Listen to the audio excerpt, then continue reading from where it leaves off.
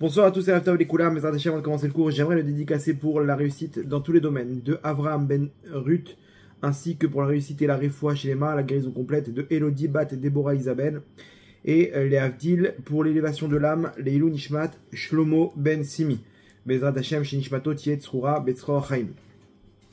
Le cours de ce soir, par rapport à l'actualité, il ressort de là un message incroyable qu'on va essayer d'analyser ensemble. Si on arrive à appliquer cette information, comment dire, cette leçon, on pourrait vraiment à Rosh Hashanah faire descendre sur nous beaucoup de rachamim, beaucoup de miséricorde et de bonté, et en même temps pour toute l'année, ça peut nous servir. Vous allez voir, on va toucher un petit point intéressant, et il y a pas mal de chidushim. L'actualité, tout le monde la connaît, c'est cette attaque incroyable d'Israël en plein cœur du Qatar. Ok, donc c'est un nouveau front, on va dire comme ça. Jamais Israël a osé attaquer au Qatar, même par l'intermédiaire d'agents du Mossad, genre des trucs, on va dire un petit peu clandestins. Ok, là c'est une attaque frontale, genre un bombardement. Et bon, tout le monde dénonce. Il y a des genres il y a des choses dans la vie où si ce qu'on appelle tenter le pari, ok, le all-in, tapis. Tu mets ton tapis, si ça marche, tu as doublé, ok, tu as multiplié. Si ça marche pas, tu as tout perdu. Ça, c'est le genre d'opération que si elle marche, alors à ce moment-là, tu deviens le roi du monde. Et sinon, eh ben, tu te retrouves la risée du monde et comment dire, les dénonciations de tout, dans tous les sens. A priori, sur le plan officiel, ça n'a pas marché. Sur le plan officiel, ça n'a pas marché. Sur le plan officieux, c'est un carton. C'est un carton, ok. Premièrement, sur le plan militaire, je ne sais pas si vous avez compris, entre les pays, ils se disent, attends, mais comment ils ont réussi à bombarder le Qatar, où se trouve la base aérienne, la base américaine la plus grande du Moyen-Orient. Ok, donc imaginez-vous, il y a des radars là-bas. Il y a des radars, et le Qatar, c'est pas des petits joueurs. Ils ont des avions, ils ont des technologies. Et il y a un missile qui a traversé tout ça, ni vu ni connu. C'est Israël qui a prévenu les États-Unis, genre, vous inquiétez pas, c'est nous. Au dernier moment, ils ont prévenu. Un missile, mais à une précision, genre, les ennemis d'Israël, ils sont quand même, ils restent quand même bouche bée de la réussite. Genre, comment ils sont passés à travers là. Alors, il y en a qui disent que c'est un missile d'un bateau, un missile de croisière. Avec le nouveau satellite là-bas, comment dire, il y a une réussite beaucoup plus grande. Et bien entendu, ça crée un désarroi complet chez les terroristes du Hamas qui se trouvent en dehors dans le Moyen-Orient et qui pensaient être protégés, que ce soit en Turquie, au Qatar. Et d'un coup, ils se retrouvent bombardés, les mecs. Ils se retrouvent donc ça crée un comment dire, très grand désarroi, une très grande instabilité. Ok. Et bon, mon avis personnel, moi j'adore ces plans-là parce que de là on voit l'hypocrisie de ce qui se passe. Aujourd'hui, il y a eu un regroupement de tous les pays du Moyen-Orient arabe, ok, pour dénoncer ce qui s'est passé, pour essayer de prendre des mesures, pour s'allier, faire une force, comment dire, arabe de défense, etc. au Moyen-Orient. Et là-bas, avec eux, il y a les Iraniens. Maintenant, les Iraniens, en juin, ils ont bombardé le Qatar aussi. Je sais pas si vous vous rappelez, les États-Unis, ils ont bombardé là-bas comment dire, les centrales nucléaires souterraines. Et pour riposter, l'Iran ont bombardé un petit bâtiment là-bas dans une base aérienne au Qatar. Donc c'est-à-dire quoi? C'est-à-dire quand les Iraniens maintenant ils se retrouvent là-bas à dénoncer l'attaque israélienne du Qatar, alors que eux-mêmes, regardez l'hypocrisie quoi, c'est une blague. Eux-mêmes ils ont bombardé le Qatar, ils sont accueillis avec des grands sourires. Mais non, qu'ils ont bombardé au Qatar? Ils ont bombardé les États-Unis au Qatar. Non, Israël, qu'est-ce qu'ils ont fait? Ils ont bombardé le Hamas, ok, auteur du 7 octobre, les ultra-terroristes, au Qatar. Genre non, bombarder les États-Unis, c'est bon, ok, quand ça vient de l'Iran, au Qatar. On vous permet, c'est bon, c'est pas grave. Bombarder le Hamas venant d'Israël au Qatar, non, qu'est-ce que vous faites? Vous touchez à notre suprématie, vous touchez à notre territoire, et machin, et... Mais comment Hachem il nous montre comment dire, l'hypocrisie. Alors bien entendu, tous les pays du monde, l'Europe en tête. Non, c'est honteux ce qui s'est passé d'attaquer un pays souverain comme le Qatar, etc. Et non mais vous étiez où quand l'Iran ils ont bombardé le Qatar, ce même pays souverain? Vous comprenez qu'ici il faut lécher des bottes parce qu'il y a beaucoup d'argent, il y a beaucoup de millions en jeu, il y a beaucoup d'investissements en jeu. Ok, donc ça c'est sur le plan officieux, c'est une réussite. Sur le plan officiel, le Qatar, ils vont prendre ça comme un levier. Ils s'en fichent complètement, ok, ils sont pas là en train de... Mais ils veulent faire ça, ils veulent prendre ça comme un levier. Le Qatar, c'est connu que depuis des années, c'est les grands fournisseurs, ceux qui financent le terrorisme au Moyen-Orient, le Hamas, etc. Il y a 30 millions de dollars, je crois, par mois, et recevait de salaire le Hamas du Qatar. Donc c'est des gros billets. Et bon, Al Jazeera, tout ça, on connaît ce qu'ils font. Il faut comprendre une chose, c'est que là, pour Israël, c'est une très grosse erreur. Sur le plan diplomatique, c'est une très grosse erreur parce que tout le monde bénéficie de cette comment dire, abondance, ok, de millions de dollars que distribue le Qatar, des investissements à Paris, des hôtels qu'ils achètent, des entreprises, comment dire, tout ça, ça a une influence. Aujourd'hui, vous comprenez bien que personne ne peut prendre la défense d'Israël parce que sinon, on te bloque, on te coupe les ponts. Il y a de l'argent qui arrive maintenant. Si le Qatar il crie c'est un scandale, tout le monde derrière est obligé de crier c'est un scandale, vous comprenez? Pourquoi? Parce qu'on veut continuer à garder, à recevoir les investissements. Ils font tourner l'économie mondiale, le Qatar. C'est une puissance mondiale. Maintenant, il faut comprendre une chose, c'est que quand Israël attaque le Qatar, ils attaquent le PSG. Ok? C'est-à-dire que d'un coup, c'est pas que le Qatar qui est attaqué, c'est tous ceux qui ont un lien directement ou indirectement avec les investissements du Qatar. Donc le PSG qui sont financés par le Qatar, ok, quand Israël attaque le Qatar, le PSG ils sont touchés. Ils sont obligés de prendre monter au créneau, vous comprenez? Ils sont obligés chacun de prendre la défense pour pouvoir continuer à recevoir les sponsors. Donc maintenant Trump, il a reçu un avion de 400, enfin ils sont en train de lui préparer un avion de 400 millions de dollars. Je sais pas si vous vous rendez compte, c'est quoi un avion de 400 millions de dollars qui va remplacer Air Force One avec des technologies dernier cri. Et un truc de sécuritaire hors norme, des radars, machin, des trucs. 400 millions de dollars. Vous imaginez? Maintenant, bien entendu que quand le Qatar, ils investissent, ils attendent un retour d'investissement. Donc, il faut que vous investissez aussi chez nous. Il faut que le mondial, il soit chez nous. Ok? La Coupe du Monde, elle soit chez nous. Il faut que les touristes, ils viennent chez nous. Ok, comme Dubaï, c'est il faut que le Qatar, ça devienne une ville mondiale, sur le plan économique, sur le plan touristique, etc. Et là, quand Israël attaque le Qatar, eh ben, il montre que c'est pas un bon investissement, le Qatar, parce qu'il y a de l'instabilité. Quand tu te trouves au Qatar, tu peux te faire bombarder par Israël. Tu peux te retrouver avec une villa de folie au Qatar, et à côté de toi, il y avait un terroriste du Hamas qui s'est fait bombarder. Attends, je suis plus en sécurité au Qatar.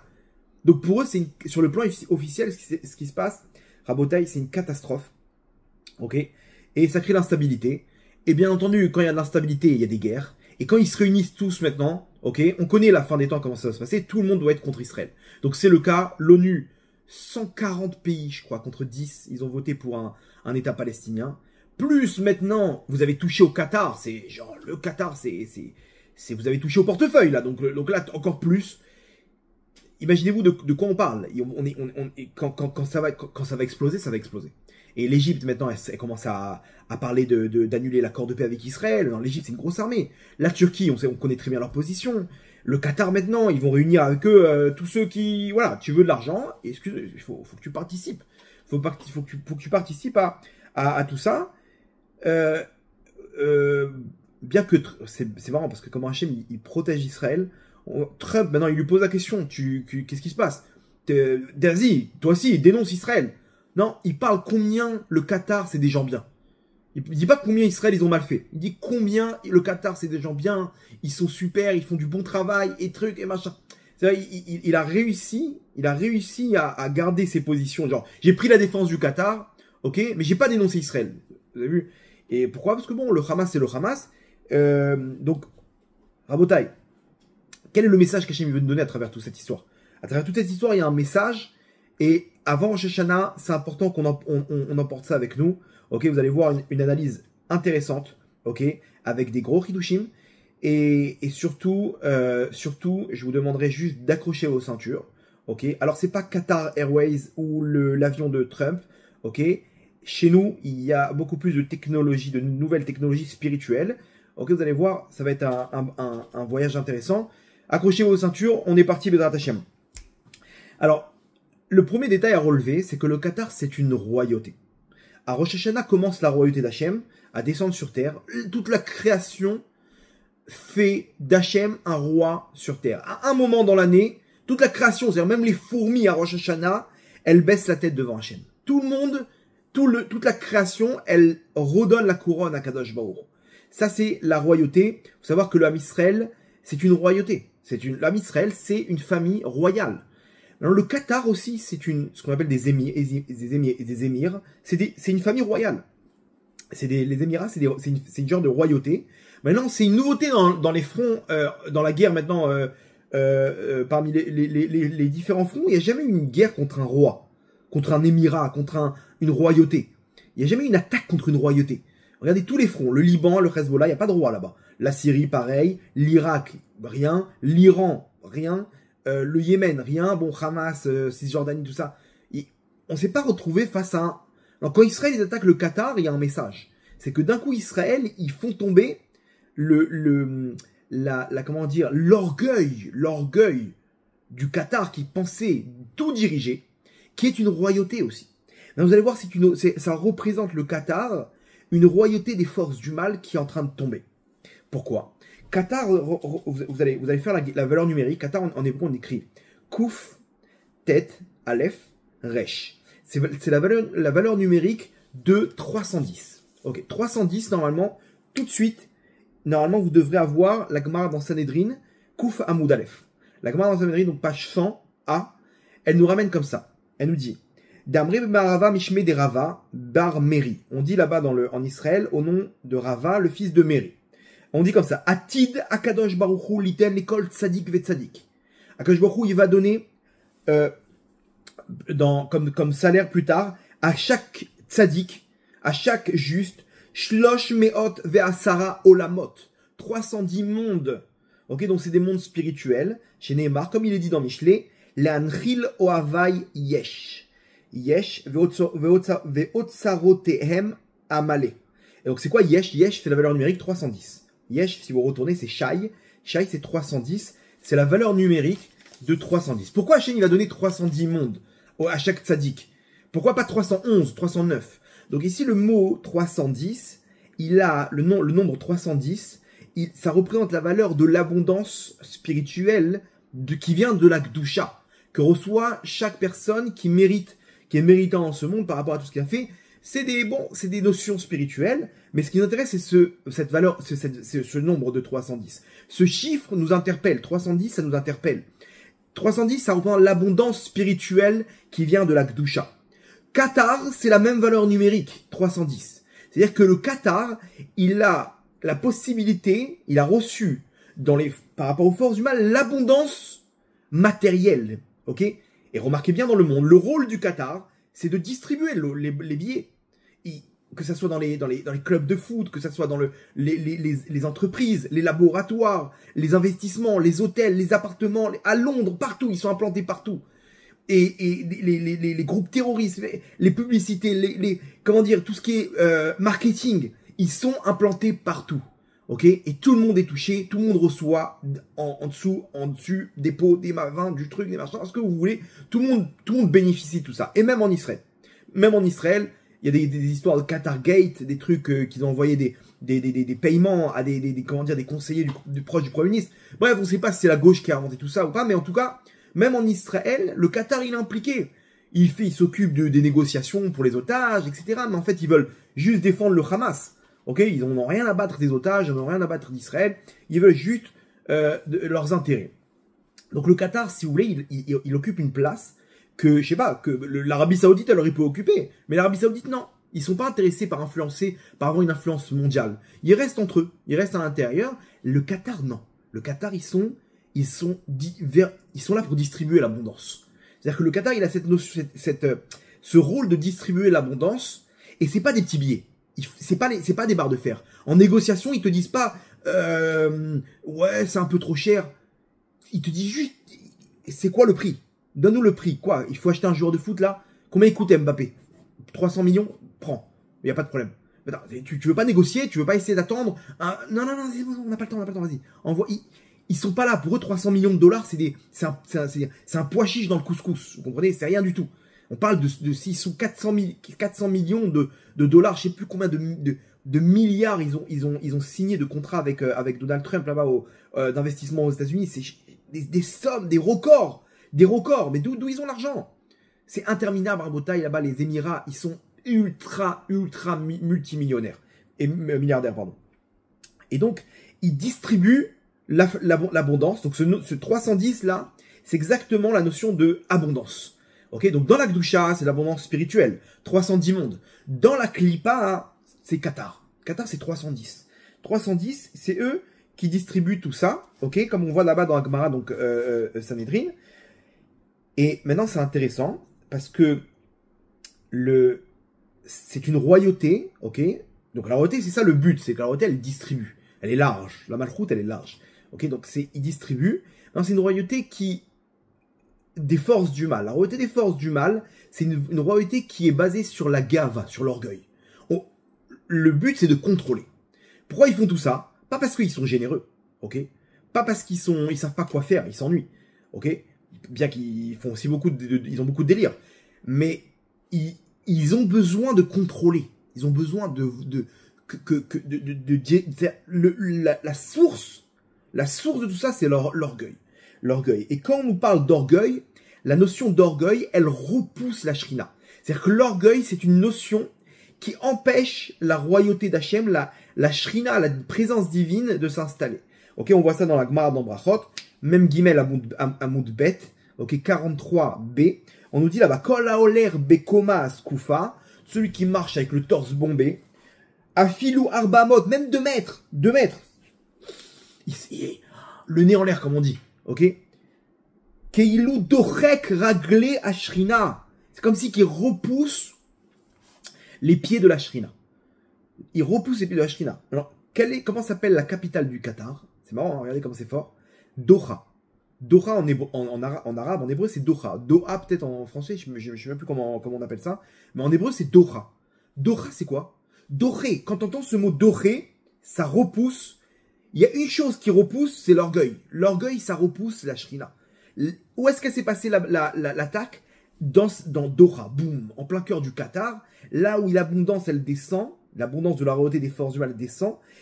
Dans la ville de Doha, c'est cette notion de repousser la shrina, la présence divine, donc dans la royauté d'Hachem, qui va descendre sur terre. C'est là-bas qu'Hachem, il frappe quelques jours avant Rosh Hashanah. Le message, il est évident. Hachem, il nous dit, ma malchoute, elle est en train de descendre. Et pour ça, le message, il est clair, c'est que ce qui repousse ma malchoute, je l'ai frappé. Ok? Israël, ils ont frappé, c'est là-bas qu'ils ont frappé. Ce qui repousse l'abondance des forces du mal, que toute cette abondance qui aurait dû arriver à Israël normalement, elle passe par les forces du mal et elle passe dans tous ces émirats et ces chers et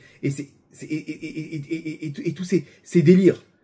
Mais normalement, cette abondance-là, elle doit se spiritualiser dans la Géoula qu'on attend, Bezrat Hashem. Ok? Donc, c'est exactement cette malchoute, c'est exactement l'inverse de la malchoute d'Hachem. Vous allez voir que la malchoute d'Hachem, la royauté divine de malchoute Bet David, la source, c'est pas l'orgueil, c'est complètement l'inverse. La source, c'est l'humilité, la anava, l'annulation, le bitoul, d'arriver à s'annuler complètement. Ça, c'est la malchoute d'Hachem. Et c'est ça qu'on va essayer d'apprendre, comment arriver à cette notion de s'annuler pour pouvoir faire descendre sur nous, sur notre famille, sur le Ham Israël, cette présence divine et la malchoute d'Hachem à Rosh Hashanah. Ok, vous allez voir, c'est intéressant et vous allez voir la source, d'où on apprend ça, d'où on apprend quelle est la source de tout ça. C'est bien entendu dans le livre de Shmuel. Là, on va entrer dans le texte. Le livre de Shmuel, c'est là où on apprend toute la notion de royauté divine, de Malchut Bet David, la royauté de David Améler, le Mashiach Ben David, Mashiach Ben Yosef. Là-bas, c'est de là qu'on apprend exactement comment ça se passe. Ceux qui ont suivi le dernier cours, là-bas, on a appris avec Hana. C'est au tout début de Shmuel.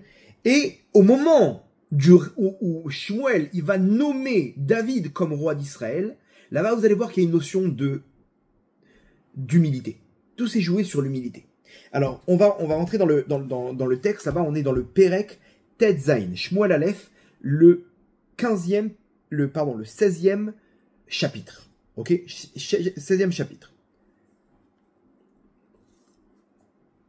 Hachem, il ordonne à Shmuel Hanavi, après l'erreur que Shaoul, le roi, a fait, bon, on va pas rentrer dans les détails, de nommer un nouveau roi. Ce nouveau roi, il lui dit, Malé Karnecha Shemen, remplis ta corne d'huile, l'huile d'onction là-bas pour nommer le roi, il faut lui verser de l'huile sur le front. Veler Eshlachacha El Ishai Bet Alachmi, je vais t'envoyer dans la maison de Ishai, ok? Kiraiti Bebanav Limelech, j'ai vu parmi ses enfants, pour moi, un roi. Comme ça, Hachem en prophétie l'ordonne à Shmuel Hanavi, le prophète Shmuel. Shmuel, il arrive là-bas et il demande à faire un hôtel, un hôtel avec un sacrifice, etc. Et il rentre dans la maison de Ishai et là-bas il lui dit, montre-moi tes enfants, il y a parmi eux un roi. Ou Batem, ok, Vaï Beboam, Vaïar et Eliav. Lorsque ses enfants ils sont arrivés, il a vu Eliav. Il voit Eliav, le fils aîné de Ishai. Eliav, il était grand, il était fort, il était beau, il était kadosh, c'était un Talmid Chacham, tfilin, c'était un guerrier, c'était un homme de guerre. C'était une personnalité hyper intéressante. Et Shmuel, dans sa tête, il se dit quoi? Vayomer, Ach Neged Hashem Shiro. Apparemment, le nouveau roi, ok, il est devant Hashem. C'est lui apparemment le Meshiach Hashem, le loin. C'est-à-dire le nouveau roi. Il voit, il a tout pour réussir. Vayomer Hashem, mais Hashem, qu'est-ce qu'il lui dit à Shmuel? Vayomer Hashem el Shmuel, Al tabet el mar'eu. Ne regarde pas son apparence. Vel gevoa komato. Et sa taille, sa force, qui m'astiu, car il me répugne. Nous disent les commentateurs, il avait de l'orgueil dans son cœur. Il était nerveux, il avait de l'orgueil. Apparemment, on voit un tzaddik. Dans son cœur, on ne sait pas qu'il est orgueilleux. Hachem, il nous fait une leçon. Le roi, s'il a de l'orgueil, il est répugnant aux yeux d'Hachem. L'orgueil, ça repousse la shrina. Ça repousse la présence divine. Qui met à stiou. Il est répugnant aux yeux d'Hachem. Quelqu'un qui a de l'orgueil, c'est comme une mauvaise odeur. Sur le plan spirituel, l'orgueil, c'est pas bon. C'est répugnant. Le mec qui rentre dans des toilettes publiques, il dit, waouh, la hister, je peux plus, je peux pas. Je peux pas. Hachem, quand il a l'orgueil, c'est exactement pareil. Et je peux pas rester ici, c'est lui ou moi. Mais non, mais Shmuel Hanavi, il remarque pas ça. Il lui dit, mais non, tu ne vois pas son apparence ici. Kilo Asher Yireh Adam, c'est pas ce que l'homme regarde. Qui Adam Yireh Lainaim, l'homme il voit ce que ses yeux lui montrent. Vachem Yireh la Levav, Hachem il regarde le cœur. Hachem nous fait une leçon incroyable. Le plus important, c'est le cœur. Qu'est-ce qu'il a dans son cœur? Tu sais ce qu'il y a dans son cœur? Tu vois comment il est tzaddik, comment il étudie, comment il a une yeshiva, il est là, il fait du chesed, il donne, machin, etc. Mais derrière, sa femme, il envoie balader comme une serpillière. Hachem, il dit là, il m'intéresse pas, ces gens-là. Ça m'intéresse pas, toute sa Torah. Hachem, il lui jette au visage, j'en veux pas. Qui met un stiou. Shmuel lui-même, il s'est fait arnaquer. Maintenant, c'est marrant. Alors, donc Hachem, il nous montre, le roi, c'est dans le cœur qu'on doit voir ce qu'il a. S'il a de l'orgueil ou pas. Ça, c'est la royauté. La royauté, c'est avec ça. Maintenant, c'est incroyable. Parce que Shmuel, comment il s'est fait arnaquer? Shmuel lui-même, pourquoi il s'est fait arnaquer maintenant? Pourquoi il n'a pas réussi à voir ça? Shmuel, il était prophète. Il pouvait comprendre maintenant, par Ruach HaKodesh, par prophétie et esprit divin, que c'est lui ou non le roi. Comment Hachem, il lui a pas montré? Et Hachem, il a fait exprès de lui faire prendre un mur dans l'histoire. Parce que quelques épisodes avant, quand Shaoul Améler, il n'était pas encore roi, il cherchait les ânesses de son père. Le bras droit qui est avec lui, le petit jeune qui est avec lui, il lui dit, Shaoul, viens, on va voir là-bas, il y a un roé. Un roé, c'est quelqu'un qui voit. Un prophète, il y a un prophète. Viens, on va lui demander, peut-être qu'il peut nous dire où se trouve. Ils ont marché pendant des heures et des heures pour trouver les ânesses. Et il demande, vous avez vu, il est où le roé? Jusqu'à qu'ils l'ont dit, il est par là, il est en haut, etc. Ils sont montés, et ils voient Shmuel, c'est lui en fait le prophète, et il lui demande naïvement, il ne connaissait pas. Il lui dit, dis-moi, tu sais c'est qui le roé, celui qui voit, qui pourra nous donner des informations. Et Shmuel il dit, Anochi roé, c'est moi qui vois. C'est moi le voyeur, le voyant, je sais pas comment on peut dire. Et puisqu'il a dit ça, Hachem il a dit, c'est toi qui vois, ou je te donne à voir. puisque c'est toi qui vois, alors au moment de la royauté, quand je vais faire descendre la royauté, eh ben tu vas pas voir. Je vais t'embrouiller exprès pour que tu puisses faire comment dire, le mesure pour mesure. Ici, Shmuel, à son niveau, il a une petite pointe d'orgueil, genre, c'est moi le patron. Ok? Et pareil pour Moshe Rabbeinu. Moshe Rabbeinu, là-bas, dans la paracha Shoftim, il dit, Davar Agadol, Taviou Nelai. Les grandes choses, apportez-les-moi. Quand il parlait des juges là-bas, les petites choses, vous les ferez vous, hein, mais les grandes choses, c'est moi. Hachem, il lui a fait oublier la loi sur les bnotes Sélophrad, parce qu'il a dit les grosses choses, genre, vous me les apportez. Genre, moi, je m'occupe des gros dossiers. Mais c'est Hachem qui me donne cette réussite. C'est-à-dire, moi, j'ai rien. Moi, je suis cloum, rien du tout. Je n'existe pas. Tout ce que je suis aujourd'hui, c'est Hachem. Là, celui qui parle, c'est Hachem. Celui qui respire, c'est Hachem. C'est-à-dire qu'il faut arriver à un degré dans la royauté divine où le roi n'existe pas. Il est complètement... Il se laisse pas embrouiller. Il est complètement annulé pour Hachem. Et Shmuel, du fait qu'il a laissé paraître que ça venait de lui, ok, la vision qu'il avait, donc Hachem il a embrouillé. Il a embrouillé dans la vision maintenant du roi. Pour nous dire, deuxième chose, encore une fois, au moment de la royauté divine, lorsqu'elle descend sur terre, et Eliav, il reçoit pas parce qu'il a de l'orgueil dans son cœur, et Shmuel, il n'arrive pas à voir parce qu'il a une pointe d'orgueil là-bas à l'époque avec Shaoul. Vaikra Ishaï et Avinadav. Il fait passer Avinadav maintenant son deuxième fils.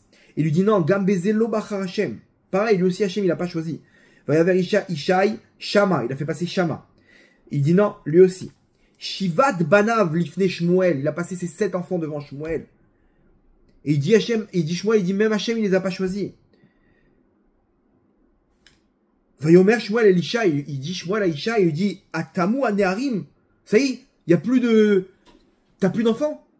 Vayomer Od Sha'ar, il reste à Katan, un petit là-bas dernier. Alors, je vous explique, ce petit dernier c'était David, mais lui il est rouquin, et à l'époque il s'était séparé, c'est une grosse histoire, pourquoi il s'est séparé de sa femme, Ishaï, parce qu'il avait un doute, est-ce que il est vraiment juif par rapport à sa grand-mère qui était Ruth, la Moavia? Donc il voulait plus d'enfants de sa femme, au cas où elle est juive et que lui il n'est pas juif, etc. Mais sa femme elle voulait encore des enfants. Et donc elle s'est échangée avec la servante, la concubine de son mari, et elle est tombée enceinte. Mais elle a eu très honte d'avouer à son mari qu'elle n'a pas écouté sa parole. À l'époque, les femmes, elles avaient un respect. Donc elle s'est dit, vaut mieux qu'il me soupçonne que j'ai été avec un autre homme, ok? Parce qu'elle est encore mariée avec lui. Maintenant, elle est enceinte. Comment c'est possible? Isha, il a rien compris. Et en plus, l'enfant qui naît, il est rouquin, aucun rapport, ils sont tous bruns, et lui, il est roux. Mais Isha, il ne peut pas savoir. Peut-être qu'elle s'est faite violer, peut-être qu'on ne sait pas, je ne vais pas lui faire honte. Et jamais il lui a parlé de ça, Ishaï, et jamais elle a osé raconter à son mari. Et donc il lui dit, il y a encore un enfant dans ma maison, bien que c'est pas mon enfant officiellement, ok? Officieusement, c'est son enfant, oui. Et donc, bien entendu, ils se sont dit, bon, c'est un mamzer et tout, il a des mauvaises midotes, on peut pas lui enseigner la Torah, il va la prendre, c'est un rouquin, en plus c'est Caïn, quoi, c'est Esav, il va faire des mauvaises choses avec, donc il l'a envoyé là-bas s'occuper du troupeau de Ishaï. Vayomer Shmuel el Ishaï, Shilcha vekacheno. Il dit, alors tu sais quoi, on voit quelqu'un, on va aller chercher. Kilonasov adbo upo. On va pas pouvoir manger maintenant, il a fait un sacrifice, rappelez-vous, jusqu'à qu'il arrive ici. Bon, ils l'ont amené, machin, et il arrive, il ouvre la porte, elle s'ouvre. Et on voit un homme. Et là, on nous décrira, Veu admoni, il est roux. Imiefe naim, avec des beaux yeux. Vetov roi, il est très beau. Maintenant, il y a un blanc ici. Shmuel, il le regarde.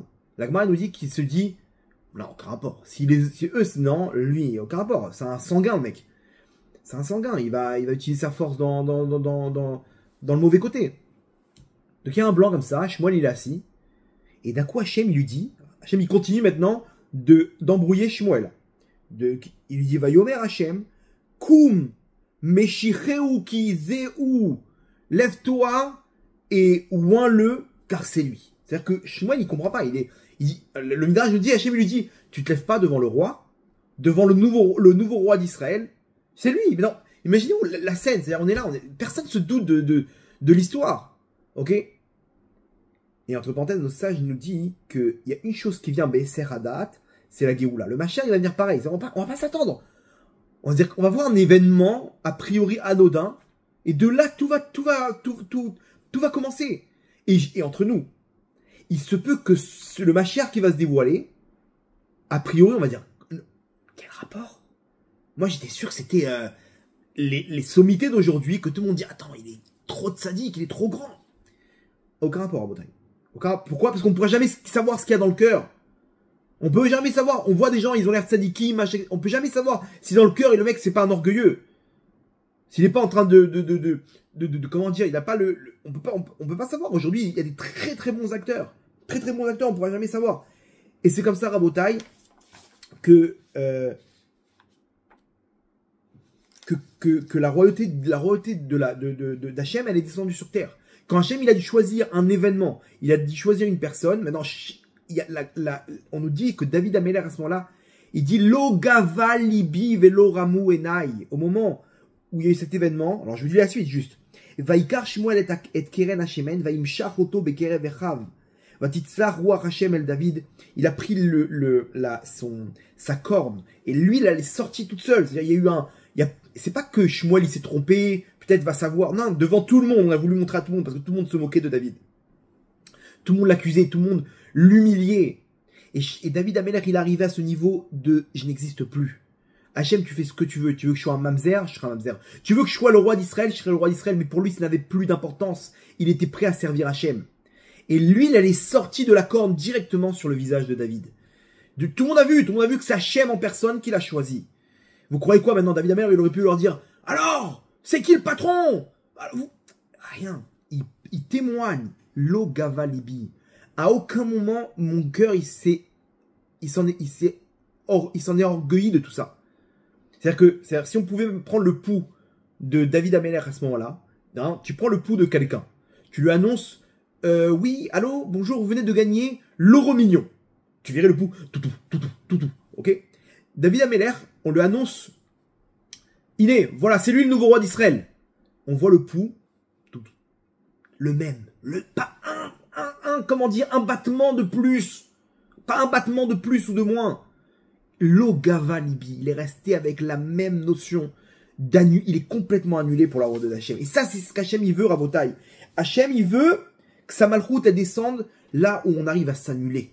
Lorsqu'on arrive à s'annuler, c'est là-bas que la malchoute d'Hachem, elle descend.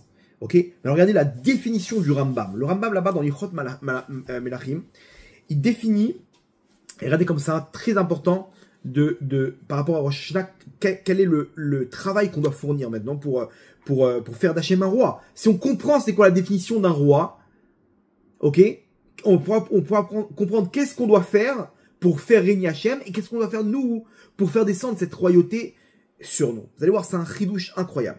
Là-bas dans le Perek Sheni, dans le deuxième chapitre des Lichot Melachim, le Rambam il dit comme ça. Il dit Kavod Gadol Noagim Bamelech. On doit avoir un respect énorme pour le roi. On doit lui donner tout ce qu'il a besoin.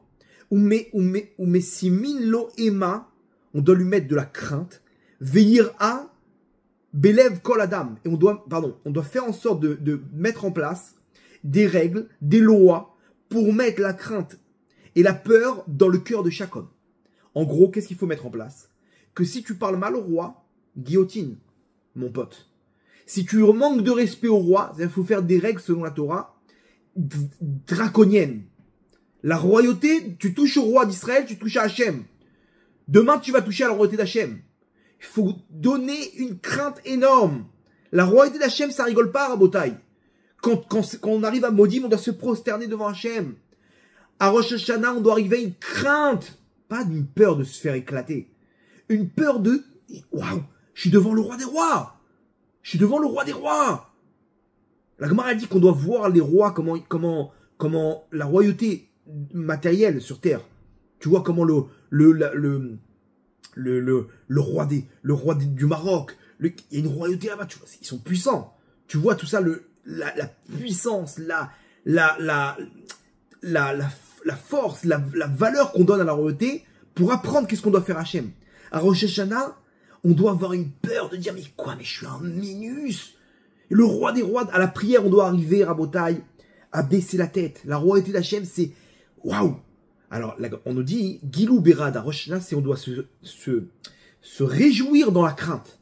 C'est-à-dire se réjouir comme je l'avais expliqué au précédent cours, de dire, waouh, moi j'ai la possibilité de faire régner Hachem sur terre. C'est une joie énorme. Hachem m'a choisi pour faire de lui un roi. Mais bien sûr, Hachem, que je te choisis. C'est une simcha, la fête de Rosh Hashanah. Mais attention, on rigole pas. C'est la royauté. Chez Neymar, Sam Tassim, tu dois mettre un roi Sam Tassim, chez Emato Alav, Alecha, que tu dois avoir ta crainte sur toi. Sa crainte, pardon, tu dois avoir sa crainte sur toi. Et là-bas, on nous donne plein d'histoires. Qu'est-ce que tu dois pas prendre son cheval, tu dois pas prendre son sceptre et son trône, etc. Et on voit plein d'histoires. Ou quelqu'un qui fait un acte indirect ou directement, ok, contre le roi, ça s'appelle Mored Malchut. C'est une révolte contre la royauté. Et ça, c'est Chayav Mita, hein, Botaï. C'est-à-dire peine de mort. Peine de mort pour nous montrer que la Malchut, c'est pas ça rigole pas. Maintenant, si on arrive à faire de lui un roi, maintenant le Rambam il nous explique quel est le rôle du roi. Regardez, Kederer, non, on est à la fin, la dernière lacha du deuxième chapitre. Kederer shechalaklo akatuv akavod agadol. Puisque la Torah lui a donné tout ce grand kavod, tous ces honneurs, vechiev akol birvodo, et que la Torah nous a obligés à tous de le respecter. Car tzivao liot libo bekirbo, de la manière la Torah, elle ordonne à ce roi d'avoir son cœur chafal, bas, vechalal, vide. Chez Neymar, velibi chalal bekirbi. Veloina gasut lev be Israël, yeter midai. Et il ne doit pas avoir de l'orgueil sur Israël. C'est-à-dire que le roi, lui, quand tu lui embrasses la main, le roi d'Israël, tu lui embrasses la main dans son cœur, il doit se dire, mais quel rapport, mais je suis qu'un ver de terre. C'est ce qu'il disait David Ameler, Ani tolaat veloish. Je suis un ver de terre. Un ver de terre, même pas le ver de terre que tu mets là-bas dans l'hameçon. Un ver de terre, moins que rien. Et là-bas, David Ameler, on l'humiliait. Il disait rien. Il voyait qu'Hachem, il est arrivé à ce niveau de comment dire, que, c'est pas les rois du monde. Achashverosh là-bas, il est là avec des festins, tous les soirs avec une nouvelle femme, avec du vin, et le premier qui lui parle mal, l'orgueil, ça c'est les clipotes, Rabotai, ça c'est le Qatar.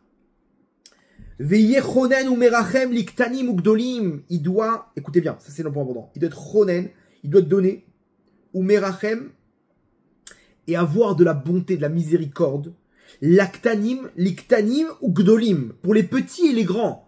C'est quoi pour les petits et les grands? Même le petit paysan, il doit venir, mon fils, comment ça va? Raconte-moi, qu'est-ce que t'as? C'est quoi ton problème? De la même manière qu'il dirait ça à son général de guerre ou à son conseiller. Il doit s'occuper de chacun des... C'est marrant, dans les Disney, on voit cette notion. Genre, tu vas prendre, je sais pas, le héros, il est fort, mais il a une anava, il a une humilité où il va s'occuper du pauvre et de l'orphelin. Ok, tu vois là-bas le genre Aladdin, il va être là, il va avoir de la peine pour les trucs, alors que c'est un guerrier. Ok, où tu vas voir... Il y a cette notion où on montre cette image avec un cœur pur du héros. Le héros, il est fort, en même temps, il a un cœur pur. Il n'est pas orgueilleux. Si tu le fais orgueilleux, ça va pas passer. Il faut que tu lui donnes un rôle avec un cœur pur comme ça. Veyetse veyavo berevtsehem ou vetovatam. Il doit aller, il doit sortir et voir qu'est-ce qu'ils ont besoin. Qu'est-ce qui leur ferait plaisir au peuple. Ok, il n'est pas dans son palais à manger, boire et faire ce qu'il veut. Il est dehors tout le temps, il y a un truc là-bas, il prend son carrosse et il va sur place. Qu'est-ce qui se passe? Tout va bien, c'est quoi le problème? Vous avez besoin de quoi? Ok, prends des notes, il dit à son conseiller là-bas. Ok, il faut leur donner là-bas des budgets, des machins, des trucs, il faut leur mettre des soldats. Il s'inquiète du peuple, du Ham Israël. Veyachus al kevod katan shebaktanim. Il doit faire attention au respect du plus petit d'entre nous. Medaber el kol akal bilshon rabim yedaber akot. Quand il parle à tout le peuple, il doit parler avec douceur. Il parle pas genre avec force, avec orgueil, avec douceur. Non, imaginez-vous de quoi on parle. On parle que Hachem il lui a donné plein pouvoir. Mais Hachem il lui dit de la même manière, toi tu dois te sentir comme un moins que rien. Là-bas la Gemara nous donne il doit se prosterner toute la Amida, le roi. Le roi toute la Amida il doit être prosterné. Ok, bref. Léolamit naeg be'anava yetera. À jamais il doit se comporter avec une humilité supérieure. En lanu gadol mi Moshe Rabbeinu. On n'a pas qui mieux que Moshe Rabbeinu veu omer venachnuma. Maintenant, comprenez bien, hein, on parle pas que du roi d'Israël, on parle de tout le leader d'Israël. Moshe Rabbeinu, c'était pas le roi d'Israël. C'était les tribus de Lévi. C'est le leader du Ham Israël. Même lui disait, Venachnouma, on est quoi? Il arrivait à ce niveau de bitoul, d'annulation totale pour Hachem. Lo alenu tulunotechem. C'est-à-dire, on est quoi? C'est-à-dire même pas un ver de terre, même pas de la poussière. Poussière, c'est quand même, il y a une existence. Anachnouma, on est quoi? Devant Hachem. On est quoi? Ça, c'est un vrai leader à Botaï. Et c'est comme ça qu'Hachem, il choisit les vrais leaders du Ham Israël. De voir son humilité. Hachem, il les a testés là-bas avec le peuple. Il voit quand il y a un petit enfant qui lui demande quelque chose. Une fois, le Rav Shach à la Vachalom, il tape à la porte du voisin. La voisine, elle ouvre et dit, Rav, qu'est-ce que vous faites? Que nouveau l'honneur de votre visite? Et il a un petit sac avec plein de timbres. Il dit, non, votre fils, un jour, je le voyais, il collectionnait les timbres. Et moi, comme on m'envoie beaucoup de lettres, alors je lui ai mis de côté les timbres. Regardez comment il fait attention au cavote du petit voisin, un gosse de 6 ans, mais qu'est-ce que tu t'en fiches maintenant? Maintenant, tu touches à l'orgueil de l'émirat du Qatar. Ouh! Le monde doit s'arrêter. Tu touches à l'orgueil de David Ameller. Ils veulent couper la tête à Shimi Ben Gera, maintenant celui qui l'a insulté. Non. Hachem Amar Lokalel. C'est Hachem qui m'insulte à travers lui. Ah, ça sert à rien. T'as touché à l'honneur de l'Iran. Oh! T'as touché à l'honneur de certains dirigeants en Europe. Ok, je vais sans citer de nom. Oh, de quoi on parle? C'est la guerre. C'est la guerre. L'autre là-bas, Trump et Musk et machin. C'est bon, oh, il t'a pris un petit million de dollars là. Qu'est-ce qui se passe là? Ah non, c'est la guerre. C'est la guerre sur les réseaux sociaux, machin. Veizbol Tocham, il doit supporter le joug, le poids ou massam, leurs plaintes, etc. L'irod, Beyakov et Darko, Shelro, et c'est comme un berger à Botaï. Il doit récupérer là-bas les petites brebis et machin. Et comme ça, David Ameller, il a été chercher la petite brebis qui a été attaquée par un lion. Rabotaï, ça c'est la définition du roi d'Israël. Non, il y a un truc intéressant, c'est que donc on nous dit de la même manière que toi tu dois lui faire tout le respect qu'il faut. Tout le respect qui lui est dû. De la même manière, Hachem, il ordonne que le roi, la notion du roi d'Israël, écoutez bien, c'est qu'il soit Veyechonen ou Merachem Laktanim ou Gdolim, qui donne et qui soit miséricorde pour le petit comme pour le plus grand. Rabotaï, et c'est ça le point important. Si vous voulez faire descendre sur vous de la Rachamim à Rosh Hashanah, alors à nous de faire d'Hachem un roi. Parce que si on fait d'Hachem un roi et on lui donne tout le kavod qu'il faut, alors qu'est-ce qui se passe? Eh bien, Hachem, il devient roi. Et le roi lui-même, ce qu'il veut Hachem comme roi, pour lui, un roi, c'est celui qui est chonen ou merachem, même à la plus petite fourmi d'entre nous, à Botaï. Le roi Hachem, il lui ordonne d'être rachum vechanoun. Et c'est la notion d'Hachem. Hachem, il est quel rachum vechanoun. Hachem, il est miséricordieux, il est bon, il veut donner sans fin. Mais plus on lui donne des forces, plus il pourra appliquer ce pouvoir qu'il ordonne lui-même à tous les rois d'être Rachum Vechanoun, de lui ressembler. Et quand Hachem va redevenir roi, donc nous on a une notion de nous annuler, de lui donner tous les pouvoirs à Botaï. De faire exactement ce qui est écrit dans la Lacha. Quand on prie, de venir arriver, quand tu dis Hachem, c'est Fataï Tiftar. Hachem, toi tu ouvres ma bouche, toi tu ouvres mes lèvres, d'arriver à un niveau d'annulation devant Hachem à Rosh Hashanah, surtout pendant les prières. Hachem, c'est Fataï Tiftar, toi tu ouvres mes lèvres. Ou fi agite ilatecha et ma bouche, elle dira tes louanges. Moi, je vais te dire des louanges. Mais qui je suis? Je suis qu'un pauvre, je n'existe pas devant toi, Hachem. C'est toi le Meller, c'est toi le roi. Et nous, pareil, Raboutaï, quand on arrive à s'annuler, c'est là qu'Hachem nous élève. Alors regardez ce qui est fort. Le Rav Aaron Kotler, il dit, Zatzal, il dit, c'est le grand Rosh Yeshiva de la Yeshiva Lekoud aux États-Unis. 100 000 étudiants, c'était un des gdoléadors de la dernière génération. Il dit là-bas dans Mishnat Aaron, il dit, Umi Kevan, il pose la question, il dit, c'est quoi l'élément suprême dans le jugement qu'il y a à Rosh Hashanah? Il dit, Umi Kevan, et du fait, chez Midat Abitachon Bachem, que la mesure de bitachon, d'avoir confiance en Hachem, de foi en Hachem, Iya Yesod, c'est la base de tout le judaïsme. Abassis ve'atrala shel kol haTorah va mitzvot, la base de toute la Torah et les mitzvot. Pourquoi toute cette Torah et ces mitzvot? Pourquoi? Pour marquer des points? C'est quoi? C'est un jeu vidéo, on marque le plus de points? C'est les Jeux Olympiques. Qui a reçu la médaille d'or, la médaille d'argent, de bronze, machin? Non, tout ça c'est pour t'amener à travailler ton cœur, t'amener à faire confiance à Hachem, amener à créer un lien avec Hachem. Vei tachlit hakol, c'est ça l'objectif de tous, de tout. La reine, c'est pour ça. Iikar hashfita v'aprina shel ha'adam bedin berosh hashana. C'est ça l'essentiel du jugement sur quelles caractéristiques on va juger à Rosh Hashanah. C'est énorme. C'est-à-dire qu'en gros, la Emouna, de voir combien tu as réussi à t'annuler devant Hachem. La Emouna, c'est ça l'élément numéro 1.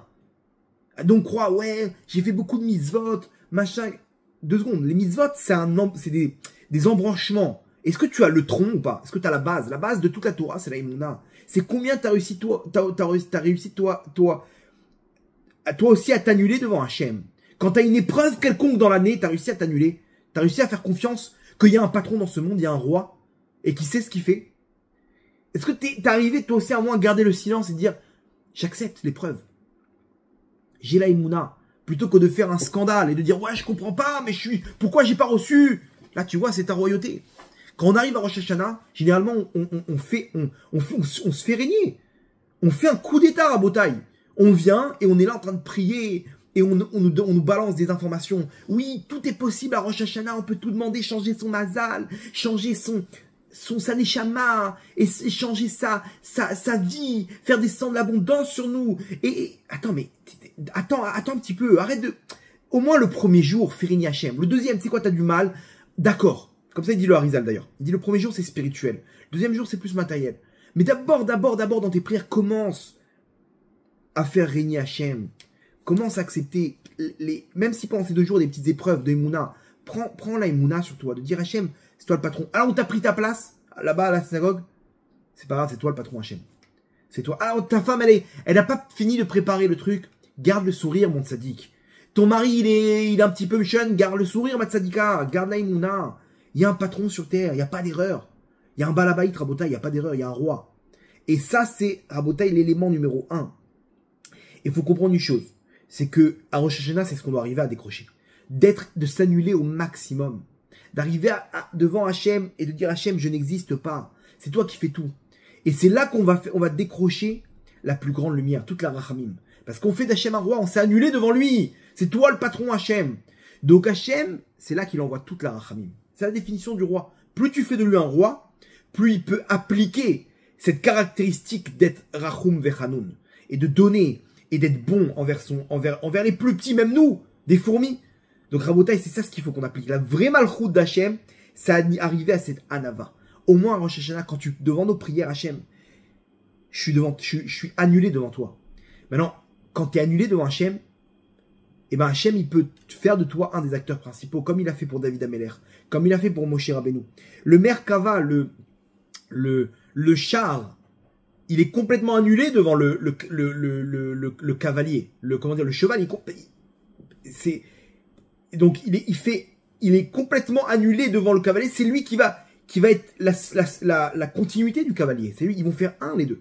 Si tu t'annules devant Hachem, tu vas faire un aussi avec Hachem. Je suis complètement annulé devant toi, Hachem. Arriver à Botaï à s'annuler, on ne fait rien dans ce monde. Tout ce qu'on fait, c'est juste mettre en application ce qui a été décrété par Hachem. Pas plus, pas moins. Ce qu'on fait comme travail, Rabotaï, on va pas décrocher 1 centime de plus que ce qu'Hachem il a décrété pour nous et pour la réparation de notre Neshama.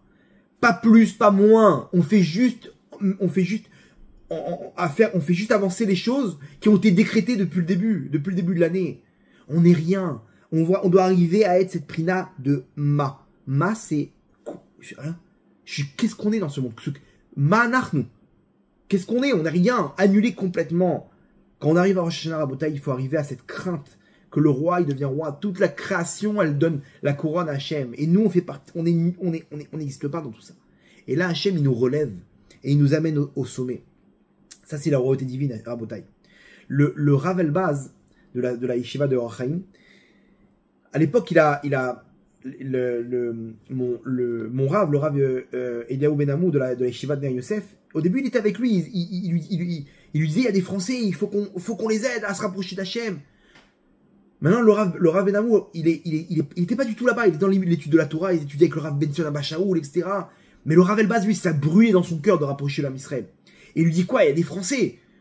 Moi je parle pas français comme toi. Viens, on a besoin de toi. Non, c'est pas pour moi, machin. Jusqu'à qu'à la fin, il a attrapé, il lui dit, écoute bien. Là, il y a un public de Français. J'ai des réunis, tu vas parler. Il dit, non, mais en plus, moi, je connais pas, moi, je vais leur dire quoi, etc. Il lui dit, écoute bien. Ça m'avait marqué cette histoire qu'il nous a raconté notre Rav. Quand il était à l'Yeshiva, il m'a dit comme ça, il a dit, écoute bien. Là, il y aura une chaise. Si toi, tu viens pas t'asseoir et parler, la chaise, elle va parler à ta place. T'entends? La chaise, elle va parler à ta place. Genre, qu'est-ce que tu crois? Tu crois que nous, on va rapprocher de ces gens-là? Toi, tu dois t'asseoir sur cette chaise-là et parler. Hachem, à travers toi, il va rapprocher de ses enfants. Et ça a commencé comme ça à Botaï. Et de fil en aiguille, il est en train de construire un bâtiment d'une yeshiva à Givat Zev, Baruch Hashem. Ceux qui ont eu l'opportunité de participer, de voir le projet, une des plus grandes yeshivas qui existent pour le monde français, au monde. Et accueillir des centaines d'élèves, des séminaires pour les hommes, les femmes, etc. Et il a rapproché, il a fait des centaines, voire des milliers d'élèves à Botaï. Il lui a dit une chose, il a dit, mais non, on fait rien. Tu crois qu'il faut avoir du charisme pour convaincre les gens? Tu crois qu'il faut avoir une notoriété? Rien. Même si tu sais pas parler, même si tu t'as pas ce qu'il faut, t'as pas les techniques, tu parles. Mais non, si tu le fais pas, Hachem il va faire parler la chaise. Ok? Parce que Hachem il veut rapprocher ses enfants. Donc il a juste besoin d'acteurs. Genre en gros, vas-y viens, on le fait. Et regardez le Rav Elbaz qu'il est devenu, le Rav Ben Ramous qui sont devenus Baruch Hashem. Rabotaï, ça c'est la notion. Ça c'est la royauté. La royauté d'Hachem elle descend. Et plus on s'annule, plus on reçoit. C'est une règle. L'inverse maintenant. Yerovam ben Nevat, qui était un des rois d'Israël. Au contraire, lui, il n'a pas réussi à s'annuler. Il est tombé là-bas dans la Vodazara, dans l'idolâtrie et tout. Le Midrash nous dit qu'Akadosh Baruch Hu, à un moment, il a attrapé. Il a attrapé par son col. Et il lui dit, Yerovam, Tarzor Becha, fais tchouva. Fais tchouva. Regarde, tu t'es fait embrouiller maintenant par l'orgueil. Il lui dit, fais tchouva. Ve ani, ata, ve benishai, nitaler, bagan Eden. Moi, toi et Benishai, donc David Ameler, on va marcher ensemble dans le Gan Eden. Yerovam ben Nevat, il lui dit, mi baroche, qui va être à la tête? C'est en gros, tu me parles de moi et Benishai, mais qui va être à la tête? Normalement, il y a toi, Hachem, ok? Il y a à la droite, genre le plus important, et le moins important à la gauche.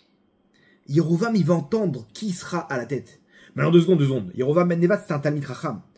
Quand Hachem, il parle, il doit prendre ça comme un Tosfot, comme comme une Gemara. Hachem, il t'a donné l'ordre. Ani, Ata, ve Benishai.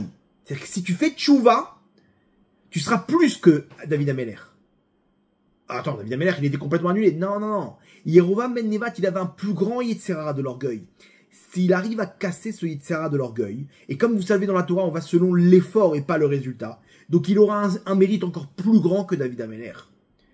Là, c'était un très gros pari. Un très gros pari qu'il a pris Hachem avec Yerovam ben Nevat. Il lui a mis un Yetzerara bombe atomique. Et il est tombé. Hachem, il n'y a pas de problème. Il n'y a pas de problème. Je connais ton Yetzerara, c'est moi qui te l'ai donné. C'est moi qui t'ai donné ce poids énorme d'orgueil. Si tu arrives à briser ça, mon fils, toi et Benishai, on va marcher dans le Gan Eden. Tu vas te retrouver à la tête là-haut. Il a entendu Yerovam ben Nevat. Il y a plusieurs interprétations. L'histoire nous dit qu'il a voulu réentendre. Ouais, tu peux répéter ça, Hachem? Qui sera en tête? C'est toi, Yerovam. Wow. Il voulait entendre. Il y en a qui disent encore plus hard. Il voulait être à la tête devant Hachem. Mi Baroche. Dans toute cette équipe, toi, moi et David Ameler, c'est qui sera à la tête? Si tu me donnes que moi je serai à la tête Hachem, alors je prends. Vous vous rendez compte de quoi on parle? Et là, Hachem, il lui répond quoi? Ben Ishai Baroche. Ça sera, tu veux pas faire tchouva, tu veux continuer dans ton orgueil, alors t'as perdu. Quand, à ce moment-là, moi, je suis pas là, je suis plus là. Ben Ishra, Ben Ishra, il sera à la tête. C'est David Ameller. Si tu veux réentendre qu'il sera à la tête, alors laisse tomber. T'es pas encore prêt, mon sadique. Ce sera David Ameller à la tête, d'accord? Rabotaï, c'est ça l'histoire, Rabotaï. On existe trop. On existe trop. Aujourd'hui, une femme, elle est là, il y a que elle. Avec son mari, et moi, il m'a pas fait, il m'a pas donné, il m'a pas truc. Avec ses enfants, et je comprends pas, il me laisse pas vivre, il me laisse pas exister. Vous savez, il y a des... Vous connaissez ces camemberts là, de voir le pourcentage de dépenses que tu fais dans le mois. Il y a des camemberts où tu vois des pourcentages comme ça. Non, il y a des gens, ils ont, dans les camemberts de combien ils existent, tu vois, ils ont 80%. Ils existent à la maison, il y a que eux et que eux. Dans leur couple, c'est que moi. Et oui, et ma femme, elle m'a pas fait. Et mon mari m'a pas fait. Avec leurs enfants, au travail, oui, je comprends pas pourquoi j'ai pas reçu. Moi aussi, pendant la réunion. Et bon, ça y est, annule-toi un petit peu, ma tzadika. Annule-toi, mon tzadik. Combien t'existes? Et moi, on est rabotés, on est des gâtés pourris. Voilà ce qu'on est. On est une génération de gâtés. On est dans une génération aujourd'hui, on veut que recevoir. À l'époque, dans la dernière génération, il n'y avait pas autant d'abondance. Donc tout de suite, on voyait ceux qui sont nés dans l'opulence. C'est des gens qui ont un orgueil terrible. Et moi. Ok? Ceux qui ont grandi avec la pauvreté, ok? Ils avaient un poulet. Un poulet, c'était le papa qui le recevait. Et s'il a plus faim, peut-être qu'on pouvait se partager 2-3 coups de cuillère. Ok? 2-3 coups de fourchette dans le plat. Mais il n'y a pas d'argent. La maman, elle achetait un poulet, elle réunissait les centimes qu'ils avaient, elle achetait un petit coquelet, et c'était précieux. Aujourd'hui, mais un poulet, mais on n'en veut pas. S'il n'a pas il a pas une sauce caramélisée, rôtie, avec truc. Non, tu vois, j'ai pas kiffé le poulet, là. Dis pas. Aujourd'hui, à Beauté, on est trop orgueilleux. On n'a plus de valeur pour les choses. On est là, on kiffe plus dans notre vie. On kiffe plus parce qu'on est tout le temps en train de vouloir. On n'a plus de notion de ce que c'est l'humilité, les vraies valeurs à Beautail. On est tout le temps en train d'exister. Et à la fin, qu'est-ce qu'on se retrouve? À chercher encore plus d'adrénaline, un peu plus de... Et aujourd'hui, on est dans un monde, et je les vois les gens à Beautail. Hein. Aujourd'hui, c'est un monde d'opulence où il n'y a plus de valeur. Et on cherche encore un petit kiff. Vous savez quoi ça ressemble? On dirait qu'on est tous dans l'eau. Et on est en apnée. Voilà ce monde-là. Ce monde-là, c'est d'apnée. Ok, et on a besoin... une petite bouteille d'oxygène pour exister. On a besoin d'exister avec un kiff, avec un petit cannabis, avec une petite bière, avec un petit match de foot, avec une ambiance de... Le mec, tu lui prends son ambiance de pote, sa femme, il casse tout dans la maison. Mais ça va, qu'est-ce que t'as? Reste avec ta famille. Non, je peux pas, tu comprends pas, j'ai besoin. Et la femme, pareil, on lui dit, c'est bon, elle casse la vaisselle. Mais qu'est-ce qui se passe, Tzadika? Pourquoi tu... On lui a pris son kiff, on lui a dit, tu vas t'annuler. Elle peut pas s'annuler. Alors si le mec, il a un peu d'oseille, il a un scaphandre. Il kiffe, il a l'oxygène à gogo, mais bon, mais tu vis quand même sous l'eau. Il y a un monde en dehors de l'eau. Il y a un monde, tu peux sortir et respirer normalement. Parce qu'à Beautail, tout est disproportionné, on est étouffé. Vendredi avant Shabbat, je suis parti faire 2-3 courses. Et je suis là avec mon caddie, je remplis 2-3 trucs et tout. Et il y a un petit jeune, 17 ans, il vient me voir, il me dit, je peux te parler 2 minutes? Je lui dis, ouais, j'ai pas compris. Je crois qu'il allait me dire, il me sort une bouteille de sa veste, une bouteille de vin. Maintenant, en Israël, en dessous de 18 ans, on n'a pas le droit d'acheter de l'alcool. À part, il me dit, regarde, je dois acheter du vin pour Shabbat. Mes parents, ils m'ont envoyé. Je sais pas comment passer à la caisse. Est-ce que je peux te mettre la bouteille dans ton caddie? Et à la sortie, 22 shekels, je te rembourse. Ça te dérange? Je dis non, avec plaisir. Bon, mec, il veut acheter pour Shabbat, machin, 17 ans. Il me dit, j'ai 17 ans et demi, je te promets, Je dis, c'est bon, vas-y, c'est bon. On va pas... Tu sentais que le mec, il voulait pas faire une ambiance de pote. C'était un Bahou Yeshiva. Il voulait pas faire une ambiance il voulait pour Shabbat. Bon, ok. On arrive à la caisse, je paye le truc et tout, et je me dis peut-être j'ai plus de nouvelles. Il est où normalement? Tu sais, il attend à la fin le truc. Je le cherche du regard. Je vois, il y a personne. J'ai dit, bon, au pire, il s'est barré. Bon, c'est pas 22 shekels. Il a pas fait un... Au pire, il est parti. Bon, c'est pour lui, quoi. Moi, au pire, j'ai une bouteille de vin en plus, quoi. C'est tout. Je sors, je le cherche, je le trouve pas. Je m'avance vers ma voiture. Il dit, hé. Entre 2 voitures, il sort. Et je dis, ah, t'es où? Mais je te cherchais. Je lui sors la bouteille, je l'avais mis de côté pour pas la mélanger avec mes affaires. Je lui sors la bouteille comme ça. Il me dit, pose ça, pose ça. J'ai dit, mais qu'est-ce qui se passe? Il s'approche comme ça, il prend la bouteille, il la met dans sa veste, il dit, tu sais pas de quoi ils sont capables. S'ils me chopent maintenant, je regarde, je dis, attends, au pire, ils te chopent. C'est pas pénal, hein. T'inquiète pas, tu vas pas finir en tôle. Au pire, ils vont te dire, ouais, tu fais quoi avec du vin? Montre-moi ta carte d'identité. Tu vas dire, ah, quoi, je savais pas. Tu la joues, genre, tu savais pas. N'aie pas peur, ils vont pas te mettre en tôle avant Shabbat. Non, tu sais pas de quoi ils sont capables. Je préfère pas, d'accord? Je préfère ne pas prendre de risques. D'accord? Il sort les 22 shekels. Il me les donne. Merci beaucoup. Il me fait des brachot, etc. T'as pas un sac? Il dit, tu sais quoi? Laisse tomber. Je vais la mettre dans ma manche. Et je le vois sur le retour, il y avait une manche comme ça. Il était, mais, n'aie pas peur, ils vont pas te frapper, hein. Non, je veux pas prendre de risques. Genre maintenant, je me dis, le pauvre, il a fait une opération du Mossad. Genre, on dirait, je lui ai transmis un document secret défense. Attention, on est observé, machin. Au pire, c'était le mec à l'entrée du il a que ça à battre, il en peut plus pour rentrer chez lui, pour se préparer pour Shabbat. Il voit une bouteille de vin, vas-y, c'est bon, tu vois, il va commencer à prendre. Non, ce jeune-là, il a grandi avec l'angoisse. Il y a pas truc, les drames, les trucs. Tout ce qu'il voit, il voit avec des lunettes où tout est angoissant, Rabotaï. On est dans ce monde-là, on est oppressé par ce monde. On vit dans l'eau. Mais c'est bon, décontracte-toi, mon sadique. Tout va bien, c'est bon, vis ta vie, quoi. Je sais pas, respire, quoi. Pourquoi tu vis dans l'eau? Les gens, ils adorent vivre dans l'angoisse. Ils n'arrivent pas à s'annuler, ils ramènent leurs principes, ils ramènent leur délire. Et c'est dur, c'est dur. Tu frappes sur du béton. Décontracte-toi, mon fils, décontracte-toi, mon sadique. Allez, ma sadika, c'est bon, respire, annule-toi un petit peu. Sois flexible dans ta vie. Les gens, ils n'arrivent pas à s'annuler. Ils sont là. Vous savez, c'est quoi ces gens-là? C'est des gens qui vivent dans l'eau. C'est des gens qui vivent sous l'eau et ils ont du mal à s'annuler. Ils ont besoin un petit peu d'existence. Mais il y a une vie derrière tout ça, Rabotaï. Arriver à être flexible, arrêter de on m'a pris de ma personnalité. Ça, Rabotaï, à Rosh Hashanah, on doit remettre les choses dans leurs proportions. Il y a un nouveau roi. Le roi des rois, c'est Hachem. Alors toi, sache une chose. C'est que si tu t'annules, tu peux faire partie de cette famille royale. Cette famille royale, le Ham Israël, c'est une famille royale. Alors sors de ces délires de famille royale là-bas, d'émirats, d'oseille et de sponsors et d'opulence. Rentre avec la famille d'Hachem. On est des Bnei Melachim, Rabotaï. On est des Bnei Melachim, mais à une seule condition.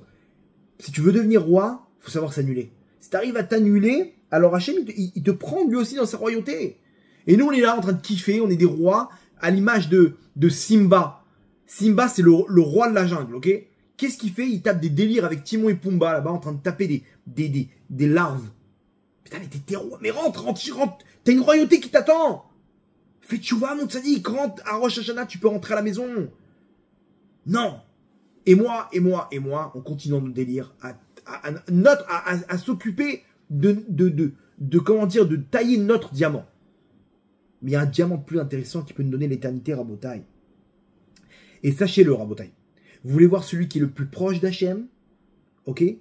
L'élément pour voir qui est proche d'Hachem, c'est l'humilité.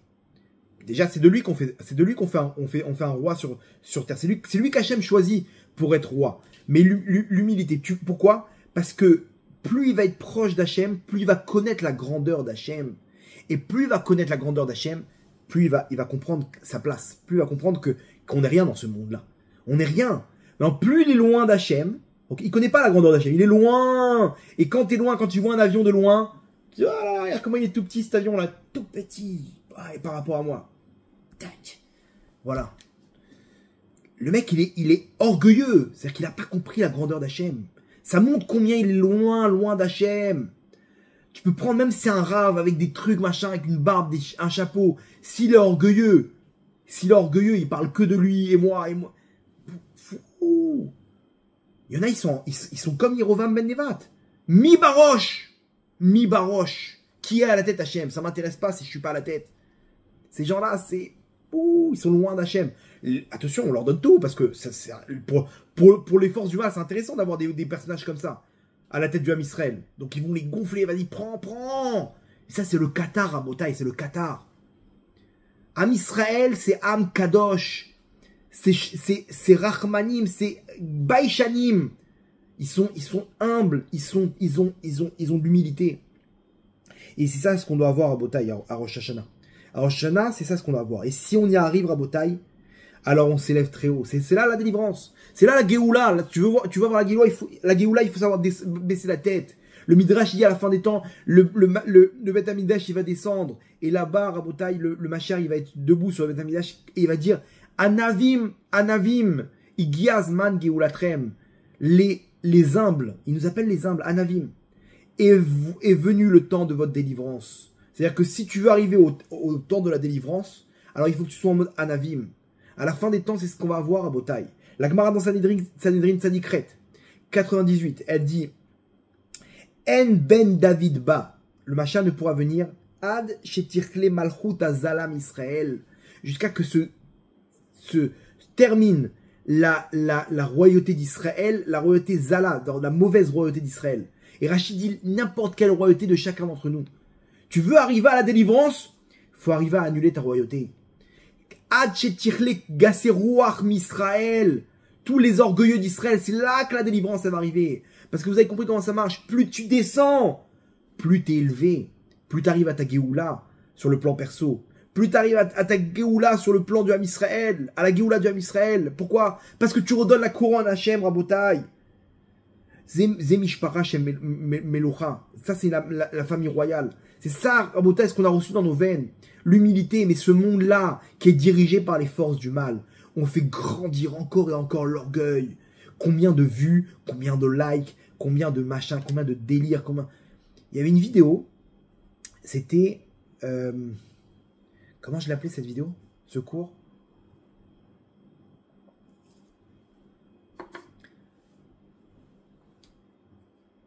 Je sais même plus comment je l'appelais. Sur le Mazal d'Israël. Là, il y a un mois. Une vidéo, il y a eu un nombre de vues hyper... en 2-3 jours, un très gros nombre de vues. Et là-bas, il y a un problème technique, ok, où il fallait faire un genre de, je sais pas, pas programmation, mais fallait intervenir dans la vidéo là-bas pour couper 2-3 secondes, ok, pour pas qu'il y ait des problèmes, machin, avec YouTube ou avec les... Et là-bas, il y a eu un problème technique où au lieu d'effacer le truc, le passage, un truc de 2 secondes hein, maintenant, ça a effacé tout le reste de la vidéo. C'est-à-dire qu'il restait maintenant que le passage. Une erreur technique que maintenant tu peux même pas reprendre la vidéo, réinitialiser.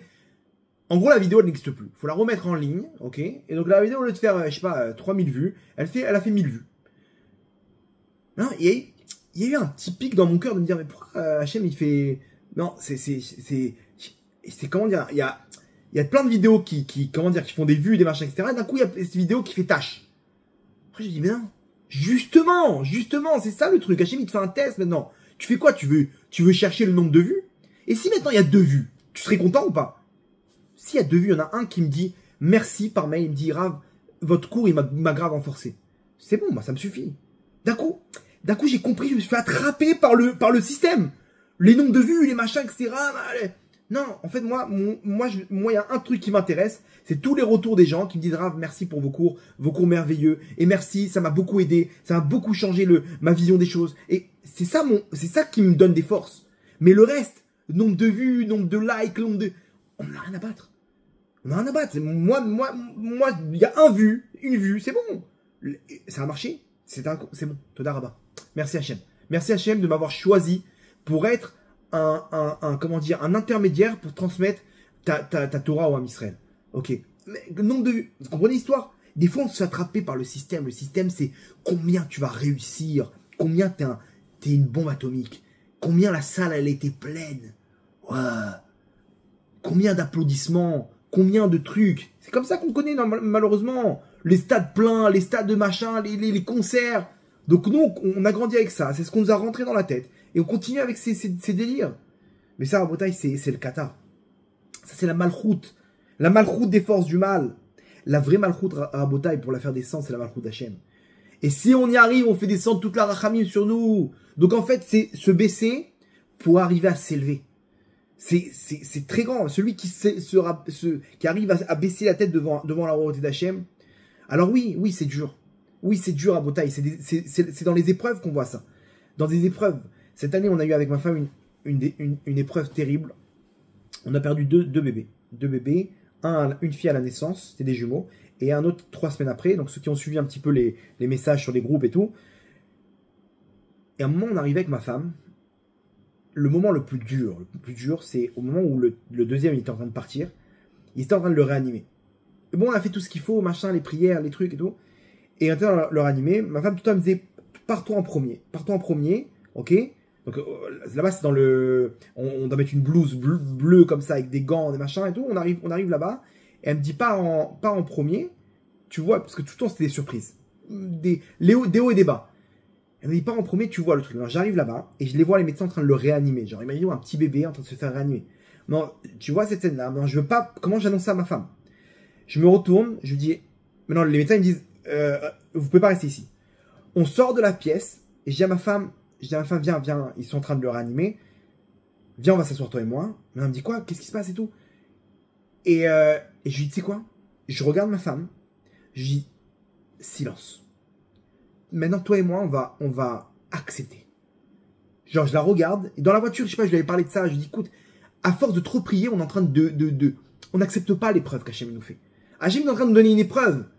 Quand on prie, est-ce qu'on prie vraiment parce qu'on doit prier, parce que c'est normal, ou parce on n'est pas d'accord avec la volonté d'Hachem? Je lui dis, maintenant, on va faire silence. Ma femme et moi, on s'est posé, il y avait 2 fauteuils. On était avec nos blouses bleues comme ça. On s'est posé et on se regardait, elle et moi, droit dans les yeux. Et il y avait une chose dans notre bouche, c'était quoi? Le silence. Mais une autre chose dans notre tête. Oh, Hachem, c'est toi le patron. Hachem, c'est toi le roi du monde. Et il n'y a pas d'erreur. Et parce que même la prière ici, elle peut montrer que on n'est pas d'accord avec tes décisions. Et ma femme et moi, ce regard, il est éternel, Rabotai. Éternel. Un regard où elle et moi, on sait exactement ce qui se passe à l'extérieur, mais à l'intérieur de notre cœur, on est avec Hachem. On est avec toi, Hachem. Avec toi, Hachem. Et ça, c'est une scène très dure. Très, très dure. Mais dans notre cœur, Hachem, il n'y a pas d'erreur. Il n'y a pas d'erreur. C'est exactement ce qui doit se passer maintenant. Et si tu veux sauver cet enfant, tu le sauveras même sans nos prières. Il n'y a pas d'erreur. Si tu veux pas, alors à quoi ça sert? À quoi ça sert? On est avec toi, Hachem. Main dans la main avec toi.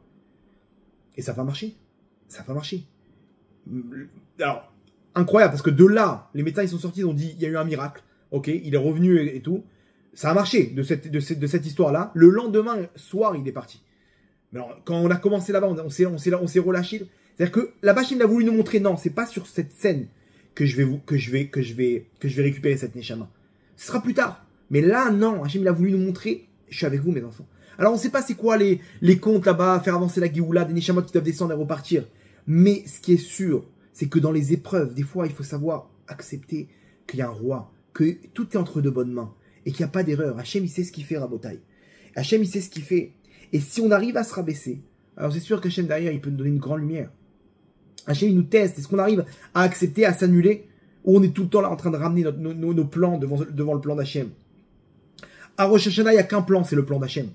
Il faut arriver à accepter ce plan-là. Alors, on peut prier après derrière, on peut demander, mais n'oubliez pas l'élément essentiel, la royauté divine, Rabotai. De se retrouver, dire Hachem, avant de prier, Hachem, c'est Fataï Tiftar, toi qui vas ouvrir mes lèvres.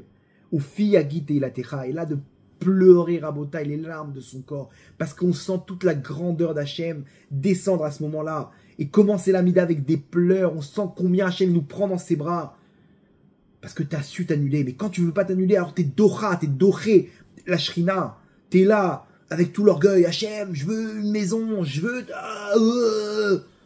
Hachem, il est pas là, et tu sors de Rosh Hashanah, j'ai bombardé dans les prières, j'ai terminé 2 Tehillim, 2 livres de Tehillim, et j'ai fait et moi, et truc, et machin, il y avait une table de roi, et j'ai moi, et je suis le meilleur du monde. Et Hachem il dit, c'est marrant, mais j'étais pas là. Bon, c'est pas grave, deuxième chance, à Kippour, mon sadique, allez, sois fort. Et le mec, il arrive à Kippour, c'est moi le patron. Rabotai, ça y est, la vérité, si je mens, c'est pas nous. Il faut arriver, Rabotai, à baisser. Et là, on fait descendre toute la Rachamim. Là, on fait descendre toute la lumière parce qu'il y a Hachem qui est avec nous. Et quand on ressent cette proximité à Rosh Hashanah, le Harizal il dit que c'est là qu'on est jugé, on ressent toute la grandeur d'Hachem et on est jugé. avec toute la rachamim qui descend sur nous. Le Zohar, il dit, Rabotai, si Hachem pouvait nous montrer toute la rachamim qu'il a, toute la miséricorde, toute la bonté qu'il a à l'intérieur de lui.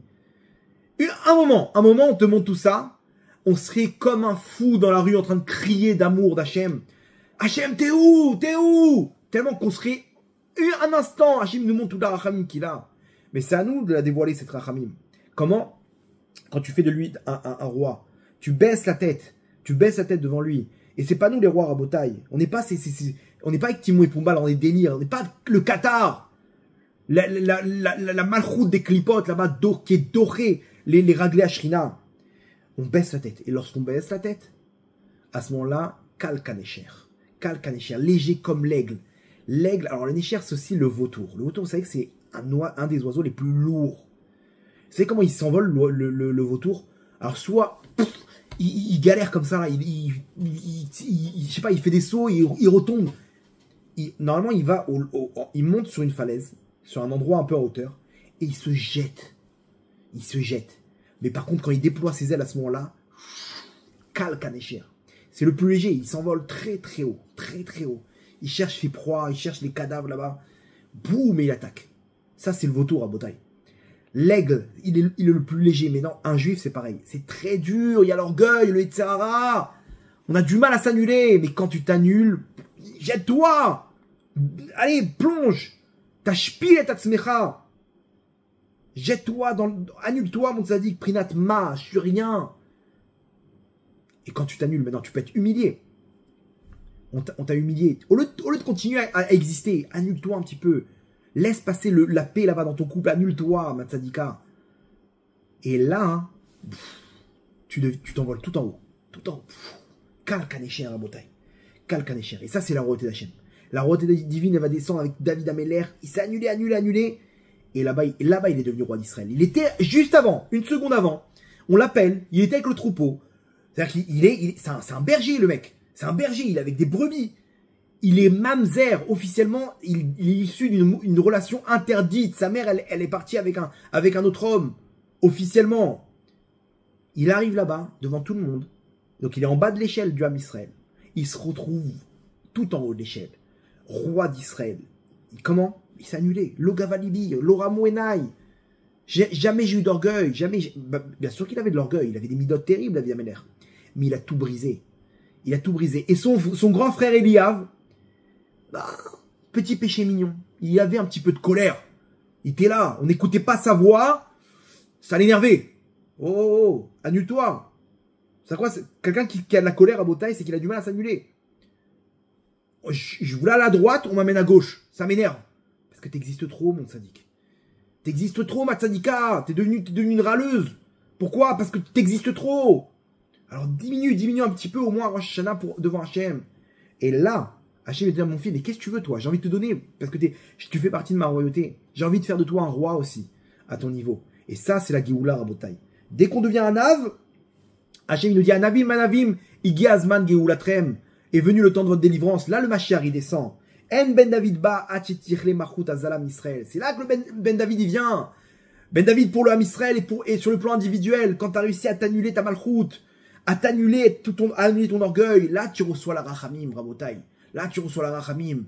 Là, tu peux avancer dans ta vie. À l'image j'ai entendu le Rav Meir Eliaou, il a donné un exemple incroyable. Vous connaissez, quand on était petit, on jouait aux voitures tamponneuses. Et quand ça se termine, il n'y a plus de musique. Maintenant, le truc était relié au plafond, il recevait toute l'électricité. Et d'un coup, la voiture, elle s'arrêtait. Et le réflexe de tous les enfants, c'était quoi? Continuer à avancer avec la voiture. Il n'y a plus d'électricité, ça avance plus. Ça marche plus. Il était easy, comme ça, de pousser de toutes ses forces. Rabotai, c'est ce monde-là, c'est pareil. On n'a pas de rachamim. C'est un monde cruel parce que nous-mêmes, on s'est mis des bâtons dans les roues. Nous-mêmes, on existe trop. On est trop cruel on est trop cruel avec nous-mêmes. Donc, il n'y a plus de rachamim. T'es cruel avec ton mari, t'es cruel avec tes enfants. T'es trop nerveux, t'es trop orgueilleux. Un petit peu d'anava, tu fais rentrer la rachamim. Quand tu fais rentrer la rachamim, t'as l'électricité là. T'as Neshamal reçoit. Quand t'as Neshamal reçoit, tu peux avancer dans ce monde-là. Tu peux t'élever comme un aigle. Et quand tu fais des opérations, tu peux descendre. Mais tu remontes. Tu attrapes un saumon, tu remontes. Rabotai, ça c'est Rosh Hashanah. Rosh Hashanah arrive à s'annuler devant la route d'Hachem. Et c'est ça le message de ce soir. Hachem, il nous montre qu'Israël, juste avant Shana, il frappe la malchoute des klipotes, Adora, pour nous dire c'est ça que je veux pas. Toute cette royauté des klipotes pour ma royauté. À nous de dire, de faire d'Hachem un roi Rabotai. Et de là, on va arriver à notre Géoula sur le plan personnel. Et la Géoula du Ham Israël, Berachamim, Dolim. On va terminer avec une petite histoire, Bezrat Hachem. Il reste quelques minutes. Le Rav Yitzhak Fenger, il a raconté une histoire. Un délire qu'il a quand il rentre aux toilettes. Il raconte comme ça, il est très marrant ce Rav, mais il raconte un délire que chez lui, quand il rentre aux toilettes, bon, il se rhabille, machin, etc. Et il est dos avant de tirer la chasse. Tout le temps, il fait un jeu où il essaye de viser le bouton. Non, imaginez-vous, il est là-bas en train de raconter son histoire. Comment il a un jeu de tout le temps, il se retourne et il essaye d'attraper le bouton. Et il y a un jour, je suis en train de faire mon jeu habituel, et je me retourne et je me suis complètement raté. Au-dessus des toilettes, il y avait une genre de petit panier avec des petites fleurs sèches, avec des odeurs, vous savez, violettes, orange. C'est le petit truc de sa femme. Elle venait d'acheter, elle a posé là-bas pour qu'il y ait des bonnes odeurs dans les toilettes. Et il raconte qu'il a mis un coup, il s'est complètement raté, il a mis un coup sur le panier. Et le panier, il tombe, il voit les fleurs tomber dans les toilettes. Ah, il essaye de ramasser un petit peu, machin, il essaie il voit, il reste quelques fleurs sur les quelques pétales sur le panier, il s'est éclaté par sa femme.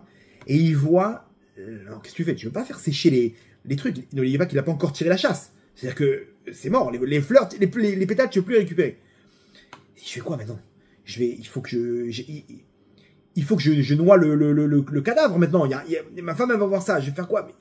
D'un coup, il raconte comment il va se faire griller. Il va dire à sa femme qu'il a voulu essayer de jouer à toucher le truc et machin. Bon, comment il raconte l'histoire? C'est une darka, mais il ramène un moussard de ça et il dit: je ne suis pas dégonflé. J'ai tiré la chasse. J'ai dit tant pis pour ma femme. Elle va pas s'en rendre compte. J'espère qu'elle va pas s'en rendre compte. Mais je tire la chasse, tant pis pour les pétales, tant pis pour les fleurs. Et puis voilà, elle dira ce qu'elle dira, je suis prêt, c'est bon. Je suis prêt à prendre la responsabilité. Il tire la chasse. Et il dit, surprise, on voit le lot comme ça dans la chasse. Et là, d'un coup, les fleurs qui remontent à la surface. Genre, attends, mais mince, je voulais maquiller le truc maintenant. Comment ça, j'ai pas ramassé les fleurs. Il retire la chasse. Et les fleurs, elles repartent à l'intérieur. Et il y en a quelques-unes qui ont été avalées. Et d'un coup, il voit, plouf, elles remontent à la surface. Il y a un phénomène incroyable où je ne peux pas me débarrasser des fleurs. Il dit, j'ai compris qu'Hachem, il a voulu, que j'avoue tout à ma femme. Mais là, il nous raconte le moussa. Il dit, derrière, j'ai compris une chose. C'est que les fleurs qui sont remontées, il y a des fleurs qui ont été aspirées. Mais les fleurs qui sont remontées, c'est lesquelles? C'est les plus légères. Des fois, on est dans le tourbillon de la vie. Excusez-moi de la comparaison. Et on est dans les toilettes, mais c'est ce monde à Botaï, on n'en peut plus, on étouffe. Maintenant, il y en a qui se font inspirer, les pauvres. Ah, il s'est fait aspirer. Le pauvre, là, nous, il a tenté le coup, il est dans son délire. Il est toujours là avec nous, mais il est dans son délire, il est dans sa malroute. Et des fois, il y en a qui remontent à la surface. Ceux qui remontent à la surface à Botaï, c'est les plus légères. Kalkanécher, sois kalkanécher, annule-toi, sois léger dans ton cœur, arrête d'être lourde et de t'imposer comme ça partout. Sois léger, mon tzaddik, sois léger, ma tzadika. Et là, tu vas remonter, t'inquiète pas. Hachem, il voit tout ça. Ça fait mal de s'annuler. Mais Hachem, il voit tes efforts. Et c'est là que la Géoula, elle arrive. Donc, Bezrat Hachem, Yiratson, que de tous ces événements, Hachem, il fasse il fasse descendre la royauté sur terre, sa royauté sur terre, la royauté divine, avec la Géoula, Berachamim, Gdolim, Baruch Adonai Leolam, Amen ve Amen.